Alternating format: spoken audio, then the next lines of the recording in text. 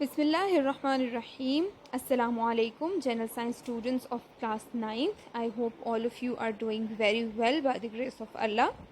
Welcome to another lesson of our chapter 6, and today we'll be talking about endangered species, which is a subtopic of our topic number 6.6. First of all, हम define कर लेते हैं कि endangered species होती कौन सी हैं. endangered जो word है उसका मतलब है ख़तरे में होना. endanger का मतलब in danger, ख़तरे में होना. मतलब किसी भी स्पीशी को अगर अपने एनवायरनमेंट में से किसी चीज़ का ख़तरा है जो उसके सर्वाइवल या उसके नंबर, उसकी ज़िंदगी के ऊपर अफेक्ट कर रहा होता है, उसको हम कहते हैं कि ये स्पीशी इंडेंजर्ड है. तो क्या डेफिनेशन हुई इंडेंजर्ड स्पीशीज़ की? Organisms which are threatened of extinction. अब ऑर्गेनिजम्स जो इंडेंजर्ड है उनको किस चीज़ का ख़तरा है? दे आर थ्रेटेंड, मतलब उनको ख़तरा है किस चीज़ का? एक्सटिंक्शन का. एक्सटिंक्शन हम किसको कहते हैं? एक्सटिंक्शन मीन्स किसी स्पीशी का किसी एरिया से, किसी ऑर्गेनिज्म या किसी एनिमल या प्लांट की किसी टाइप का किसी एरिया में से मुकम्मल तौर पर ख़त्म हो जाना. कंप्लीट हम ये कह सकते हैं कि एक्सटिंक्शन का मतलब है कंप्लीट एंड. मुकम्मल तौर पे किसी स्पीशी का ख़त्म हो जाना एक्सटिंक्शन कहलाता है. और ये एक्सटिंक्शन का ख़तरा जिन स्पीशीज़ को होता है, जिन ऑर्गेनिजम्स को होता है, हम कहते हैं कि वो डेंजर में है या वो इंडेंजर्ड स्पीशीज़ हैं.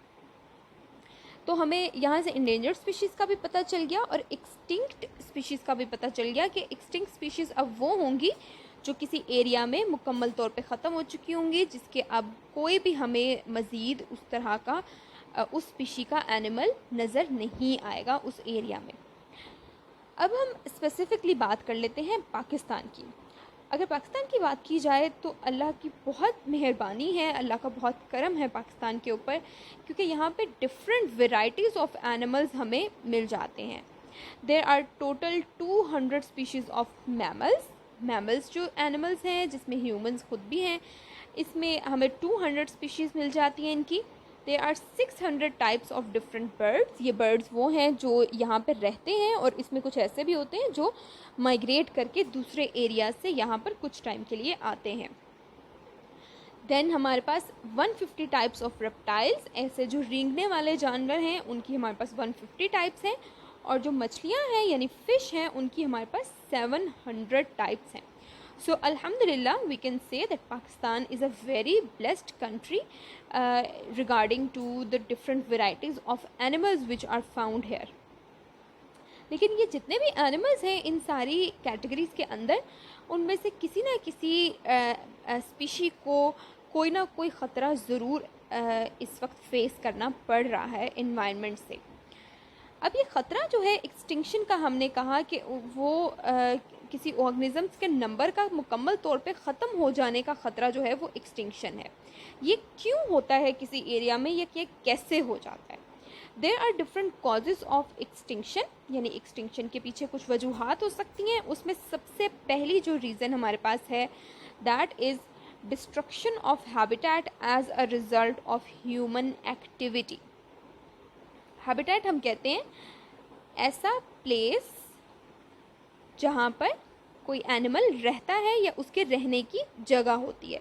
जैसे फॉरेस्ट का अगर हम कहें कि एक हैबिटेट है, तो उसमें मुख्तलिफ़ किस्म के जो जानवर वहाँ पर रह रहे होते हैं वो उनका हैबिटेट हो जाएगा.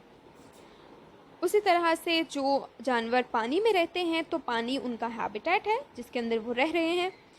इस हैबिटेट की डिस्ट्रक्शन जो कि मुख्तलिफ ह्यूमन एक्टिविटीज़ की वजह से होती है, अगर वो किसी तरह से डिस्ट्रॉय हो जाते हैं हैबिटेट, तो वहाँ पे रहने वाले जानवरों को का सरवाइव करना मुश्किल हो जाता है. जैसे आपको पिक्चर में भी नज़र आ रहा है कि ये एक फॉरेस्ट एरिया है जिसको जहाँ पर ट्रीज़ को काट कर और जला दिया गया है. तो इससे क्या हुआ कि फ़ॉरेस्ट के अंदर ट्रीज़ के नंबर कम हो गया, तो अंदर वहाँ पर रहने वाले जानवर जो हैं उनके ऊपर भी इसका असर हमें नज़र आ जाएगा.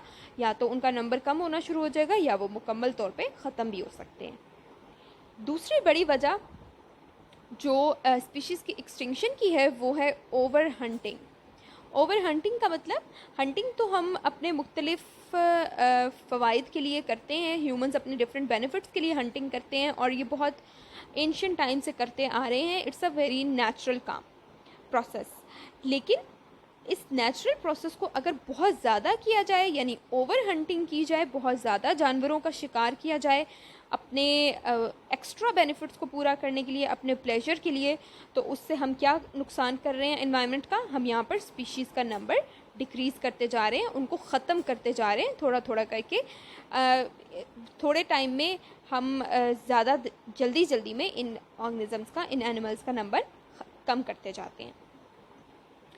अब अगर हम कुछ एग्जांपल्स की बात कर लें, पाकिस्तान के अंदर अगर कुछ एक्सटिंक्ट स्पीशीज़ को देखा जाए तो उसमें आता है चीता, हमारे पास चीता है, मस्क डियर है, एलिगेटर्स हैं डिफरेंट, और इसके अलावा वाइल्ड एस है, रेड हेडेड गूस हैं। आपको इन एग्जांपल्स को याद रखना है, एक्सटिंक्ट स्पीशीज़ जो अब यहाँ पर हमें मज़ीद नज़र नहीं आती है, जो मुकम्मल तौर पर गायब हो चुकी हैं, डिसअपियर हो चुकी हैं यहाँ से।